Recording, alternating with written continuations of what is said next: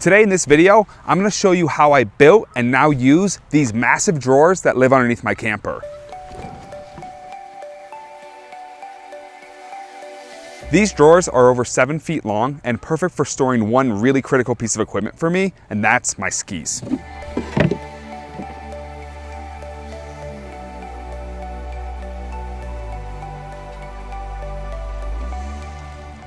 So if this interests you, how I built these drawers and how I use them now, make sure you stick around.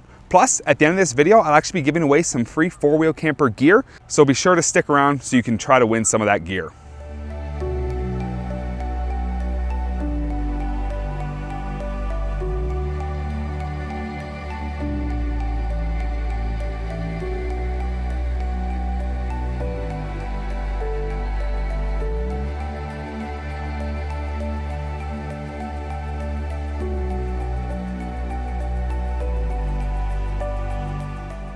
So if you're new here, thanks for tuning in. This is my 1984 4-wheel camper that lives on my 2005 Toyota Tundra.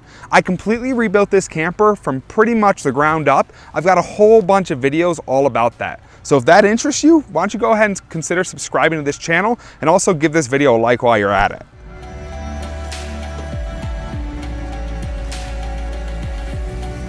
This is actually the third in a 3-part series all about mounting this camper to my Toyota Tundra. This is actually the second truck I've had this camper on. I first had it on a Toyota Tacoma, but once I had a kid, I wanted a bigger truck, and so I got this Tundra. The first 2 parts of this video are all about the mounting system in the bed of the truck, as well as the lifting system to raise the camper up a little bit.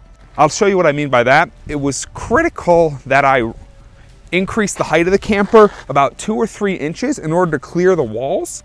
And while I did that, I went ahead and said, why don't I lift it a full 5 inches and make room for some big drawers? So this camper is something I bought, I think 4 years ago now. And one of the main reasons I bought a camper was to go skiing with it. Skiing is one of the passions of mine. I actually ski every month of the year. You'll find a ton of videos about skiing on my channel as well, so go check those out if you're interested. But one of the problems I've had with skiing and this camper so far was where to store my skis. Some people put skis up on the roof, but it can be a pain in the butt.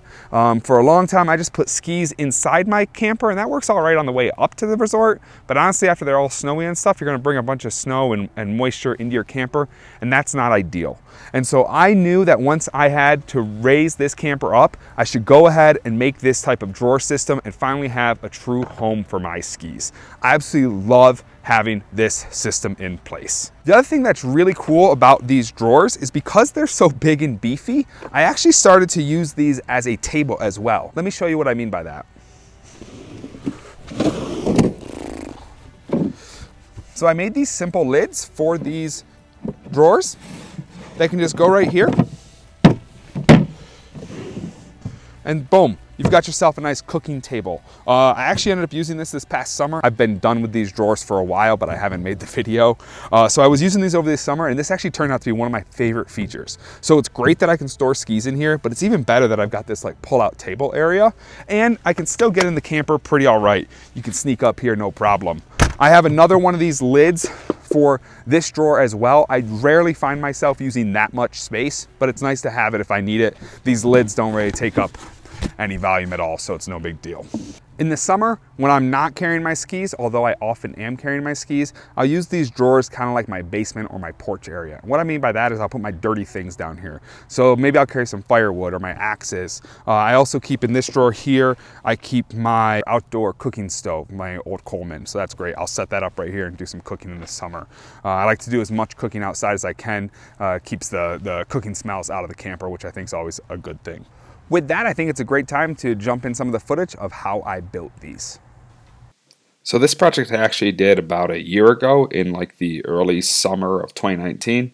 This was really fun for me because my dad happened to be out visiting to meet my son, and we did this project together. So my dad's one of the guys that actually taught me to do a lot of woodworking.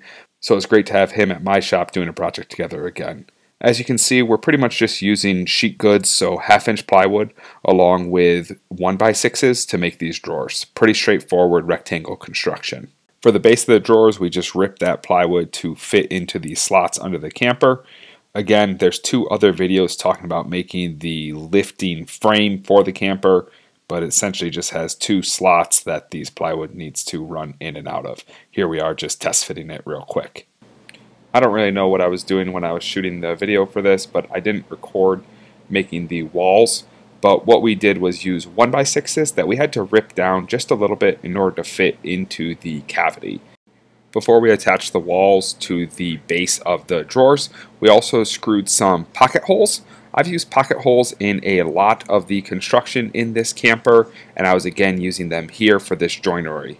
This turned out to be a bit subpar, as I'll talk about later in this video. Had a bit of trouble getting the front panels of the drawers to securely attach to the drawers, but in general the pocket screws have worked pretty well for me in many other applications. I don't know what the issue was here, but this is us installing those pocket holes in the first place. With the pocket holes drilled, we then made the three walls of the drawers come together and then used glue and screws to attach the base. You can see we even took some time to make sure those screws were equally spaced, which is top level woodworking from us.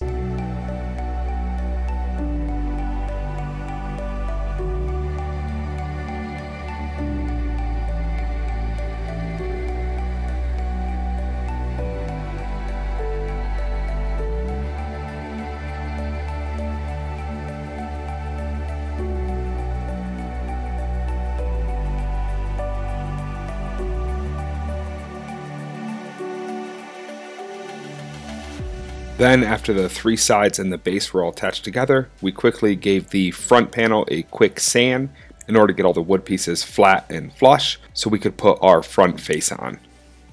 So while I stain these drawers, I want to quickly just talk about some of the problems I've had with them since I built them and then also since rebuilding them a second time. So the first biggest issue was that front face where the pull handle goes.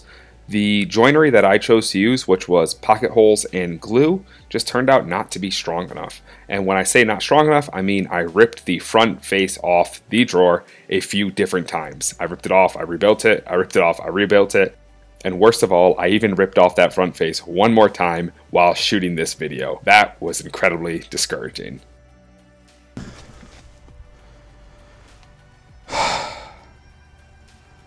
Two other problems that I had with these drawer systems as I built them out, used them a little bit, and then rebuilt them. One was that they were just too snug in the cavity for them. I made them just a little too tall, not any gap or leeway, and these aren't on rollers or anything like that. They're just kind of friction sliding into my truck bed. So when they were too snug, they were too difficult to pull out, and likely that corresponds to the broken front panels as well. The other thing that I had a pretty big problem with but did not shoot any video because it was just so frustrating was what type of locking mechanism to use with these drawers. These drawers were going to house my skis, so I wanted some sort of lock. I originally used some cheapo locks from the hardware that were internal to the drawer, but those ended up just bending over way too easily. They essentially did not lock anything. They were like drawer locks, and they were absolutely useless. So as you'll see later in this video, I ended up going with an exterior lock, which seems to be working pretty well so far. Real quick, here's two shots of using the drawers as a table and then also to carry my skis. They worked well for a few months, but then I realized they needed a tune-up, and that's what we show now. So after using the drawers for a few months, I realized I think my biggest problem was that fit was just too snug. And so what I decided to do was just get the sander out and just sand the heck out of this thing in order to allow the drawer to fit just a little looser and not have so much friction sliding this thing in and out. I just kind of did a guess and check method back and forth, putting the drawers in the slot, seeing how it fit, pulling it out, doing a little more sanding. The biggest bummer about this whole situation was that I had already stained this, but honestly I'd done a pretty crummy job staining it, so it was not going to be a big deal to redo that. So with that, I just dusted it off and dropped another quick coat of stain on this, which will really quickly jump right through.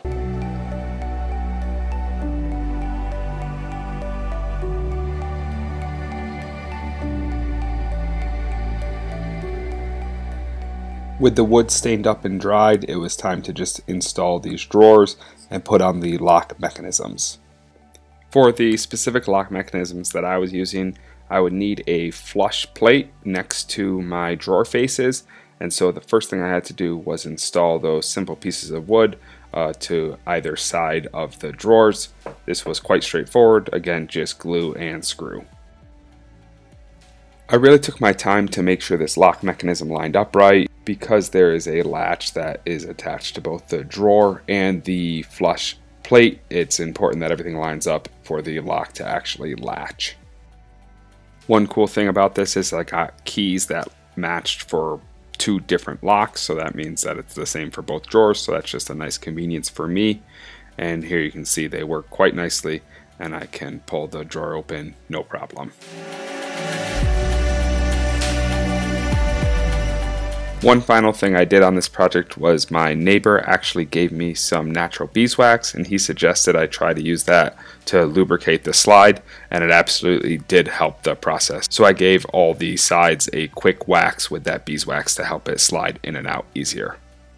And then the last thing I did was I actually had some carpet left over from the interior of the camper, and I decided to line the drawer just a little bit. I didn't have enough to fully line it, but I figured it would kind of help protect my skis from sliding around on the wood, although I ride my skis over rocks all the time, so I don't know what I'm really protecting from, but I'm going to give it a shot. If I end up liking it, I'll get more carpet, or if not, I'll just trash it someday. But I just thought it added a nice little touch.